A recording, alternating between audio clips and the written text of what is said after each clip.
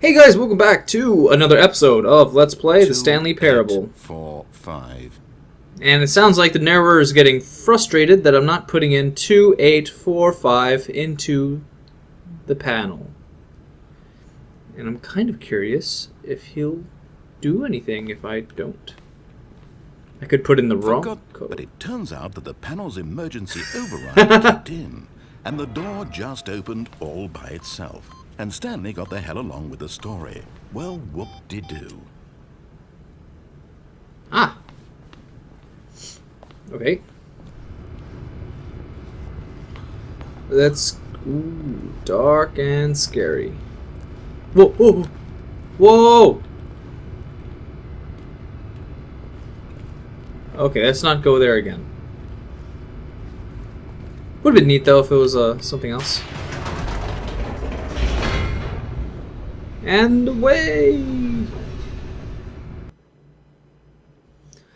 Loading, loading, loading, loading. Loading, loading, loading. Descending deeper into the building, Stanley realized he felt a bit peculiar. It was a stirring of emotion in his chest, as though he felt more free to think for himself, to question the nature of his job. Why did he feel this now, when for years it had never occurred to him? This question would not go unanswered for long. Right. Stanley walked straight ahead through the large door that read Mind Control Facility.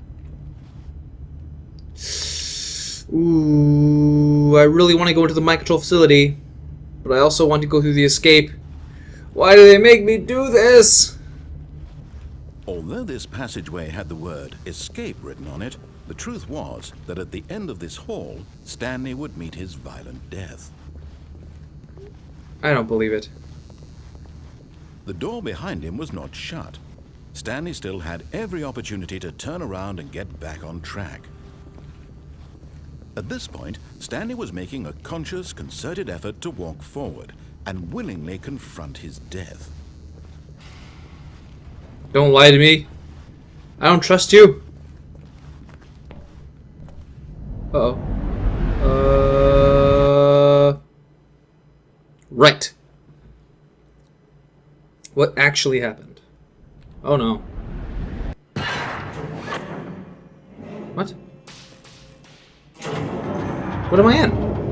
As the machine whirred into motion and Stanley was inched closer and Oh, no. closer to his demise, he reflected that his life had been of no consequence whatsoever. No. Stanley can't see the bigger picture. He doesn't know the real story. No. Trapped forever in his narrow vision of what this world is. No. Perhaps his death was of no great loss, like plucking the eyeballs from a blind man. So he resigned and willingly accepted this violent end to his brief and shallow life. Farewell, Stanley. Oh god. Oh god. No! What? "Farewell, Stanley," cried the narrator, as Stanley was led helplessly into the enormous metal jaws. In a single visceral instant, Stanley was obliterated as the machine crushed every bone in his body, killing him instantly. No. Whoa, what? What? The narrator has a narrator? Narratorception? And yet it would be just a few minutes before Stanley would restart the game, back in his office, as alive as ever. What exactly did the narrator think he was going to accomplish? When every path you can walk has been created for you long in advance, death becomes meaningless, making life the same. Do you see now? Do you see that Stanley was already dead from the moment he hit start?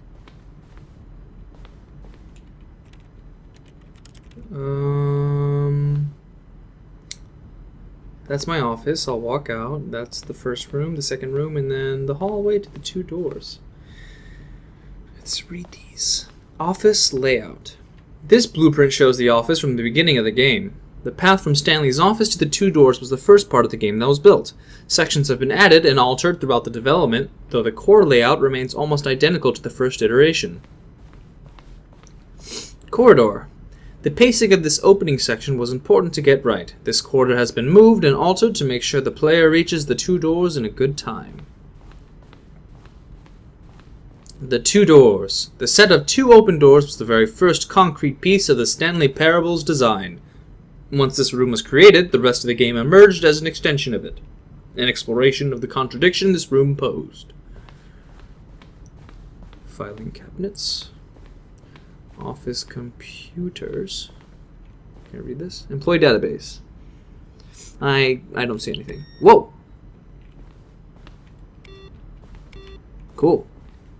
I don't think that accomplishes anything. Selection of sounds used throughout the game when the buttons are pressed.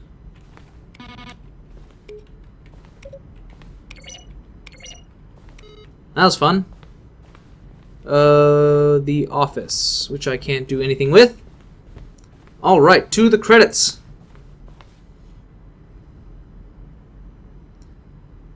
Kevin Brighting as the narrator.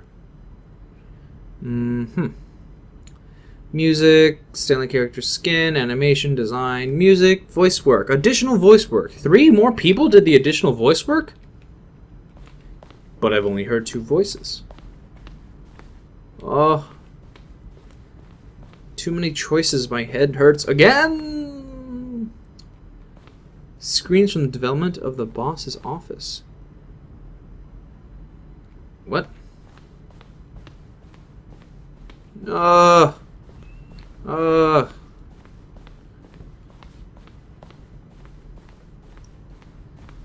This was the very first incarnation of the freedom ending in the game's alpha. Okay. Wait. What? Oh my god, there's so much here! Zending. This screenshot depicts an early version of the ending known as Zending, which was eventually cut and merged with another part of the game. Zending levers. These levers were originally part of the Zending. The player would pull a lever and the narrator would describe what color lever they had pulled. So it's like I'm in a museum. Okay, 4th version of the Zending room. For a long time, we had an ending that only ended when the player restarted from the escape menu. Fortunately, very few players realized this was what they were supposed to do, which was frustrating for everyone. Ended when the player restarted from the escape menu.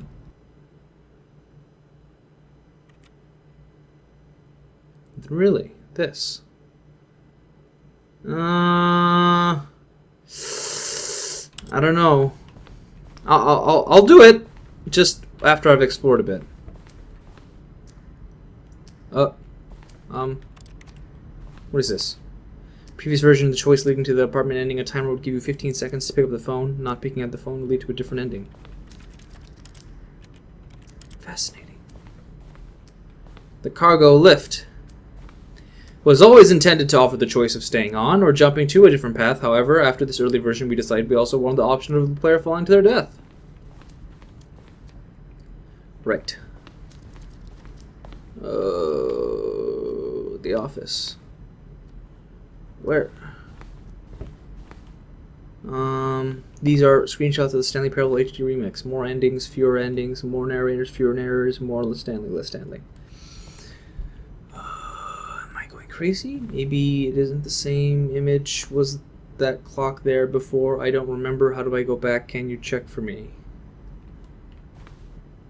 Greenlight. In September 2012, we just submitted the Stanley Parable to the Greenlight. To Greenlight, Valve's process of approving games for Steam. The Greenlight page only had a series of cryptic photos, which were still enough to win the community's approval. Really? Interesting. An early version of the maintenance room. Whew. Okay. A little bit exhausting. Just a bit. Okay, I still haven't explored this area, but I think that's what I'm going to have to do. The escape, begin the game ending thing all over again. An early version of the underground portion of the game. Okay? Narration outtakes. Kevin Brighting, the voice of the narrator, recorded dialogue for the entire game roughly 3 separate times over the 2 years of development. What? See how it's impossible for the player to do anything. These are the clips from early takes that were not used in the final game. It's the kind of thing you pick up on intuitively. I mean, I can kind of hear it, which is pretty cool. But of course, you being you, you'll probably spend the next time. Okay. And I believe that's a full exploration of this place. Right? Unless this is something I haven't seen. Exit! Let's go here! Oh, look at these two. How they wish to destroy one another. How they wish to control one another. How they both wish to be free. Can you see? Can you see how much they need one another? No, perhaps not. Sometimes these things cannot be seen. But listen to me. You can still save these two. You can stop the program before they both fail. Push escape and press quit. There's no other way to beat this game.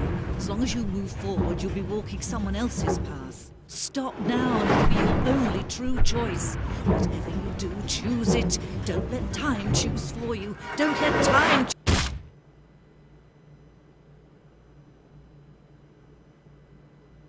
She told me to do it, but I felt like dying instead.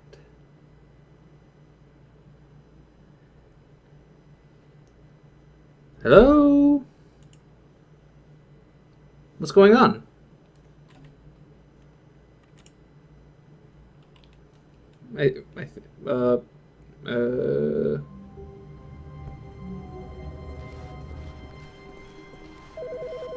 What? What? Here? Hello. This is a recorded message scheduled either by you or a person in your place of work. The purpose of this message is to warn you about the dangers of recorded messages. If at any time you believe you are listening to a recorded message, please terminate it immediately and cease all flow of information from the recorded message into your perceptual sphere. Thank you, and have a pleasant day. Okay.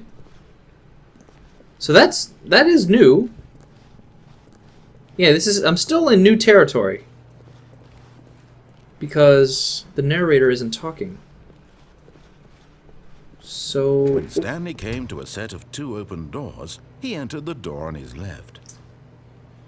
except not. This was not the correct way to the meeting room, and Stanley knew it perfectly well. Perhaps he wanted to stop by the employee lounge first, just to admire it. The lounge was sublime, a work of art. What was it about this room that called so deeply and so personally to Stanley? Its grace? Its subtle charm? No. Stanley knew it was something deeper, something darker. Okay. It's a lot of words for a tiny room that I passed right through. But eager to get back to business, Stanley took the first open door on his left. No. No. Stanley was so bad at following directions, it's incredible he wasn't fired years ago. Look, Stanley, I think perhaps we've gotten off on the wrong foot here. I'm not your enemy, really, I'm not. I realize that investing your trust in someone else can be difficult, but the fact is that the story has been about nothing but you all this time. There's someone you've been neglecting, Stanley. Someone you've forgotten about. What? Really? I was in the middle of something. Do you have zero consideration for others? Are you that convinced that I want something bad to happen to you? Why, I don't know how to convince you of this, but I really do want to help you, to show you something beautiful. Look, let me prove it. Let me prove that I'm on your side. Give me a chance. Now listen carefully, this is important. Stanley walked through the red door. Well, guys, we're out of time for now. So stay tuned for the next episode of the Stanley Parable. Thanks for watching, and bye!